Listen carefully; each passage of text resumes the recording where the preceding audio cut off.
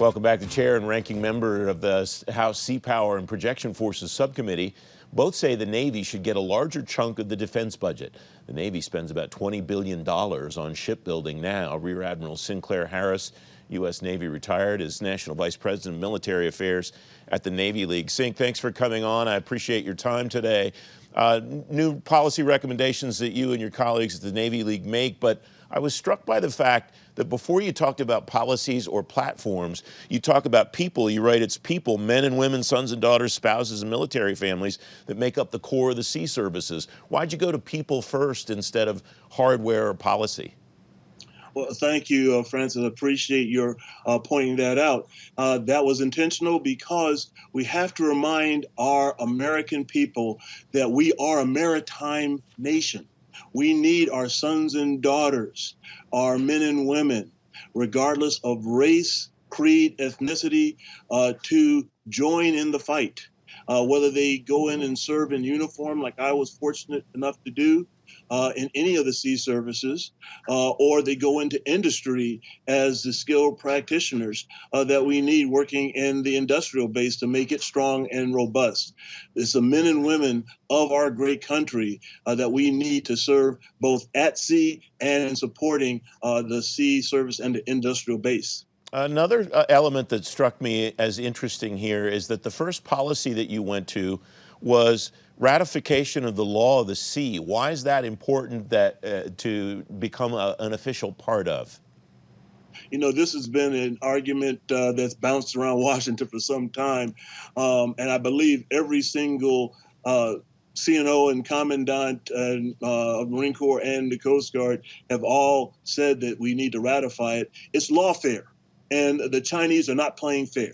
And because we do not have a full seat at the table, it lowers our authority and ability to defend against illegal things that China is doing in the South China Sea, their aggressive fisheries, what Russia is doing in the Arctic, and the protection of our resources. So we need to have the ability to fight the lawfare or legal warfare part of this by being full members of the UNCLOS, and ratification is key. It struck me as interesting that then you got, after dealing with the people element, law of the sea, then you start to get to some of the nuts and bolts, as it were, modernizing the Navy, and you refer to the CNO, Admiral Gilday, listing the Columbia-class sub as the #1 acquisition priority. There's a lot more priorities, though, on that list, aren't there, Sink?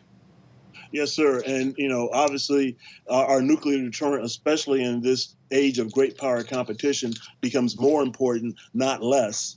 So we list the undersea assets, the Columbia, as being #1 with a bullet. But the other ones is, you know, maintaining the readiness. And we fought hard. The Navy has fought hard, as other services have, in increasing its sustainability and its readiness for its platforms. That must continue. There is no break in or pause in the geopolitical affairs happening at sea. At the same time, as we maintain our readiness, we need to increase our lethality. And you've seen that in a number of the systems, weapon systems that are being put in. I just saw a note about lasers the other day. There's a lot that we could cover in the minutes that we have, because you address the Commandant of the Marine Corps and his planning guidance. We could do a whole segment just on that, and probably should at some point, Sink. You also refer to the Coast Guard and the icebreaker platform that they're developing, and unfortunately it appears not fast enough to meet the timeline that we need, and the Merchant Marine as well. How do you prioritize all of those sea service needs, Sink, in advocating for them on the Hill? Well, it's part of what has been called the national fleet by some, and looking at all of American sea power.